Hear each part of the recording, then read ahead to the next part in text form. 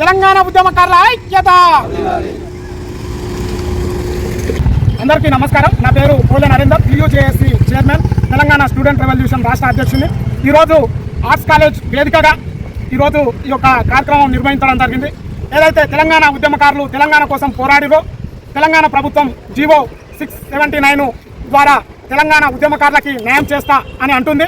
అయితే ఇక్కడ మీరు ఒకటి గమనించాలి, తెలంగాణ ఉద్యమంలో కీలక పాత్ర పోషించినటువంటి వ్యక్తులు ఎవరైనా ఉన్నారంటే తెలంగాణ విద్యార్థి ఉద్యమకారులు. కనుక తెలంగాణ రాష్ట్ర ప్రభుత్వం అన్ని జేఏసీలకు హామీ ఇవ్వడం జరిగింది.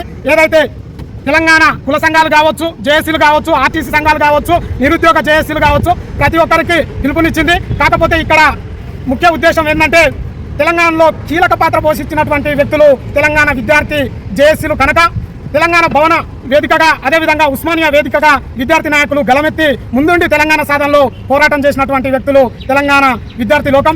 అలాంటి విద్యార్థుల్ని గుర్తించాలి, వారికి కూడా సముచిత న్యాయం కల్పించాలి. ఈ వేదిక ద్వారా మేము ఒక్కటే వాళ్ళకి విన్నపిస్తున్నాము.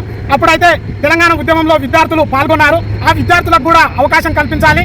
తెలంగాణ రాష్ట్రంలో ఉన్నటువంటి విశ్వవిద్యాలయాలు సంప్రదించాలి. ఏదైతే కమిటీ వేశారో తెలంగాణలో, ఈ యొక్క కమిటీ ఆ విశ్వవిద్యాలయాల దగ్గరికి వెళ్ళి వారి యొక్క అభిప్రాయాలు కూడా స్వీకరించి వాళ్ళకు కూడా సముచిత స్థానం కల్పించాలని ఈ ఆర్ట్స్ కాలేజ్ వేదిక ద్వారా తెలియజేయడం జరుగుతుంది. ఇంకొకటి ఏంటంటే ఆ యొక్క కమిటీలో విద్యార్థులను కూడా నియమించాలి. అప్పుడు విద్యార్థి సంఘాలు ఎవరైతే బాధ్యత వహించారో చైర్మన్ లాగా, జాయింట్ యాక్షన్ కమిటీ చైర్మన్లు, వారిని కూడా అందులోకి తీసుకొని విద్యార్థులు ఎవరైతే ప్రాణాలు కోల్పోయారో, అదేవిధంగా వైకల్యం ఏదైతే ఆ దాడుల్లో నిరసన వ్యక్తం చేసి వారి బంగారు భవిష్యత్తును కోల్పోయారో ఆ విద్యార్థులని పరిగణించి వాళ్ళకు కూడా ఉద్యోగ అవకాశం కల్పించాలి. వాళ్ళని గుర్తించి వాళ్ళకు కూడా అన్ని సదుపాయాలు కల్పించాలని ఈ యొక్క వేదిక ద్వారా తెలియజేస్తున్నాము.